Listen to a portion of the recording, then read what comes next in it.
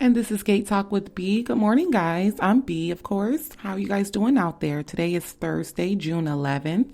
So we are in officially midweek. And I'm just checking in with you guys, making sure you guys have been overcoming those midweek challenges. And if you haven't overcame them, you guys are listening in to find out ways to overcome them. I know we left off by, just understanding your peace of mind and staying in your peace of mind.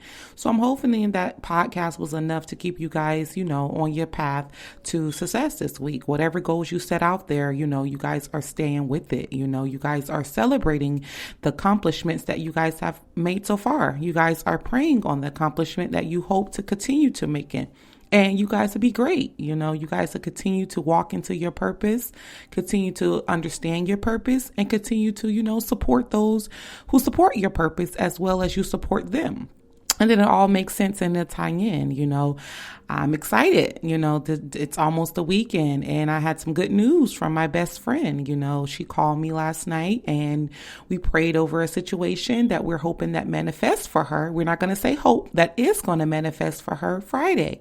So that's an accomplishment for her, and any time that someone who supports me, 100%, I get excited for them and I'm just going to support her 100%. So that was a nice midweek that I like to hear. You guys are out there really, really staying on top of your goals and your accomplishments. And accomplishments doesn't always have to be something, where you sat out that it had to cost you money or something that you had to do physically or, something that you had to put, anything money with. This can be something that's personal for you, a personal gain, something that you told yourself that you sought out this week that you're going to accomplish. Like me, I had to change my way of thinking just a little bit when it came down to a certain situation. That was my accomplishment this week. I got that done. I'm here and I'm able to move forward from it. And that's what we have to understand, that just because we have, set out accomplishment doesn't mean they have to be some big over the top that can't be accomplished in a week. It can be accomplished at small goals for yourself. Remember, that's that putting that, goal on the plate, dissecting it into little pieces and eating as much as you need, to gain that knowledge on that, how you can accomplish it. How you can accomplish it. And you got it and you're going to keep getting it, So I'm going to just, shift gears a little bit just to make sure that you guys are now staying in line. So, I'm just want to jump into the kids. How are you raising your kids in today's society? What do you need to teach them? What's different from when we didn't know versus what do we know now that we wish we would have knew back then? And that's where we're at, because we build ourselves up and we have, accomplished so much, but we still have to make sure that, we are reaching out to our children. If you guys have children, if you don't, your nieces, your nephews, just children of the neighborhood. You don't always have to be a direct parent for you to teach a child something. Children get advice and resources from all different areas, So we're just going to jump into it. What are you raising you guys? Well, how are you raising your kids in this society? Me, myself, it's a little bit, best of both worlds for me because I have two boys and I have two girls. So I have to, jump into the influence over my girls and as well as the influence over my boys, and how I'm going to teach them to be self-sufficient, how I'm going to teach them to not walk into the path of their peers, to stay on their own journey, to identify who they are, to tap into what makes them them.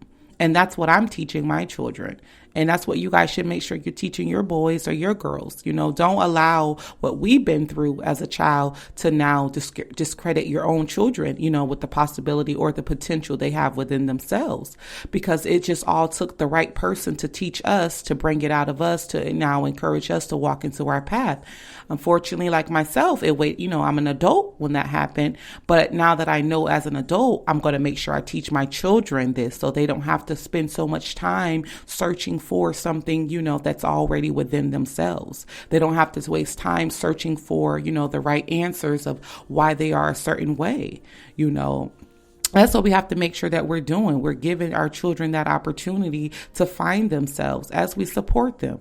And I'm not saying that your child's walking around with, spiked green hair and, combat boots on with, a bathing suit and that's them finding themselves. I mean it as far as who they really are. I had to understand my baby girl. She's turning 11 this month, she in 2 weeks, and we're planning her birthday. And, me, she's my baby girl. So I'm thinking of, pink unicorns and rainbows and things that I know she used to love, and she had to tell me, like, Mom, I'm turning 11 and I'm not that pink unicorn girl anymore. She's into sports and she's into, different colors. She doesn't even like pink. She doesn't even want me to buy her anything with light pink in it. Everything I used to buy her in her closet was all pink and rainbows because she was my baby girl. And I had to understand and respect that she's transitioning into someone that she's identifying herself. She's more into the sports, athletics, and, the cheerleading and tumbling and gymnastics. She's more of basically a physique girl. So she doesn't want to be known as a princess or anything of that nature with, unicorns and flowers. And as well as my son, he stepped out there and, he loved basketball. He loved everything about it growing up. And now he's finding himself, transitioning more into the seriousness of basketball, the training on it, the lifting the weights, the running the miles that he has to do to strengthen his run. And that's great. That's what I'm teaching them, because as I walk in my purpose and as you walk in your purpose, your children are understanding, wait, I have a purpose too. I have something inside of me that's going to get me excited every morning. Like I see my mom getting up doing her podcast. I see my mom working out. I see my mom in school. She's staying on her job. She's moving. Your kids are paying attention to that. So you don't want to just be so wrapped up into your own world and you're not allowing your kids to express themselves either, because that's important for them to understand who they are, especially in this society that we're going through now, especially within these last 2 weeks. With all the things that's going on, out here with the riots and, the different racial back and forth. I want my children to be grounded. So when it's time for me to send them out in the world or back to school or, these two are going to summer camp, they're able to identify who their strength and their weakness. They're able to identify what works for them. So nothing is going to seclude them of who they are.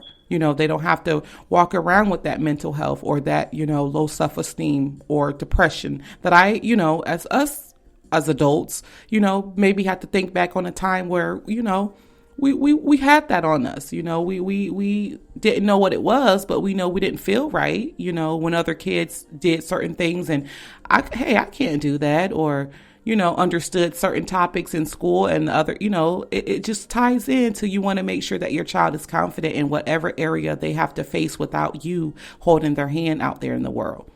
I tell my girls, you guys are beautiful. You guys are queens. It's a certain way to dress. It's a certain way to carry yourself. There's a certain way to smell. I tell them all the time. And to the point where I don't have to remind them. My oldest, she's 14. She can get up and she can dress the whole house. She can dress the whole house, or she could dress herself. But she have that expectations of what cores and values that I put on them, that they know, wow, I feel better when I dress, smell, and look a certain way, Mom. I go out there and there's nothing that anyone could tell me that's not teaching me, because like I tell them, always be teachable out there. Don't go out there and just think that you have it all together or that Mommy has it all together, because anything that you can bring into this family that's something new to us, bring it. We sit down, we chop it up, we understand it. And as a family, we agree or disagree on it. That's what I'm teaching my children, and I want to make sure you guys are, after all these episodes, that you guys are reaching back, talking to your kids. You're reaching back, understanding what they want out of life and how you're going to push it. So like I say, it goes back to those recent podcasts with the relationships of your kids. Are you reachable in their life? Are they able to come to you and say, hey, this is what's going on with me? Because like I say, that alignment in you is the same alignment in your children. They're going to need some alignment, just because they're a certain way this month, next month, they don't even want to see the color pink or purple, or your boys don't even want to see a basketball or football. They're ready to explore another sport. And you have to be open to that. And don't force your beliefs and your core values, when it comes to what you want them to do. The basics, the cleaning, the cooking, the hygiene, and, the respect, that's always there. I'm not talking about that. I'm saying when I say core values, I'm speaking on what do you want them to do in life? Like, hey, I love basketball. I have a son. You're going to play basketball and you're going to train up into it. And if he doesn't want to do that, that's going to get me upset. No. Like I say, it goes back. I have a 14-year-old. We're applying for high schools for the magnet program. And as we were looking at the different programs, I was personally saying, hey, I want you to get into such and such school because of the performing arts. And I made her train, and I was doing videos of her dancing and her acting. And the day that we were supposed to submit the video, she came to me and she said, Mom, I don't think this is for me. I tried. It was good, but I don't really think that this is for me, and that kind of made me a little upset because I was like, what? I bought you the dance gear. I was ready to record. I applied for the school. They accepted you. They were just ready for the video. And the day of the video, you tell me that it's not for you. But I had to take a step back and put myself in her shoes and understand that was maybe something I wanted her to do, but that's nothing that she personally wanted to do. So I asked her, and we now sought out a school that fits her. And she's happy with it. And she starts her 9th grade year with doing something that will benefit her and that's going to tie into who she is. And it all makes sense in the end to her that she got that choice. And when you give your children that choice to understand who they are, that opens up a window of potential, of a limited potential for them. You don't want to overbear your child with you, or you don't want to not even tap into it and let them just free. You want to meet them in the middle. And like I say, it's not about compromising. I'm the child, you're the child, I'm the adult. Listen to me. Like I say, those are certain situations where they already know. My kids know who's the boss, and I know who's the kid. We don't have to keep saying that. They're able to have that, that smooth transition conversations with me because we established that already. I don't have to keep reminding them to shut them down, that they don't have a voice because I'm an adult. No, open your mouth. Tell me what you want. How can we do it? My girls make a shopping list every week that I don't even know about. Hey, Mom, it's Friday. Can you take us to the store? They have saved up their money. They have, they know exactly what they want. Okay, get in the car. And that's the first thing I do. I allow them to go in the store themselves, do their shopping list, and come back. They have that choice. They save their money for it, and they have the choice to understand who they are. I don't have to go in the store and grab 10 items and say, make it work. No. That's not how I'm raising my children. So I want to make sure you guys are doing the same, because that's someone coming into your life and demanding and forcing something on you. You're going to go apply for that job and you're going to work it and you hate the job, but someone's making you do it. Just understand how that could feel on you, that pressure of that irritability, that just, that's how your kids are feeling every morning when you make them get up and do something that they have nothing, no desire to do. That's not them. I'm not, like I say, again, not speaking on chores or anything related to, the upkeeping of them, but just more so who they are, and you want to make sure you're doing that. And you guys, this was a short little topic, but it was just something to keep you guys encouraged throughout the midweek with your kids. Your kids have midweek challenges also. They deal with things that's unseen for us because we're, too busy fighting the battles of the home that we don't understand what's within them. So take some time out today to talk to your kids. Take some time out to see what they want, how the world is affecting them in the last 2 weeks. What do they see? Did they grow a hatred for a certain kind that you have to now revise to make sure you let them know it's okay to have another color friend? It's okay to be in a certain light. And again, I want to bring something up also. My daughter enters camp and she said, Mommy, a white girl said that I have nice hair to be a black girl. And she said it was okay that she said it, but the way she said it, it kind of made me feel funny.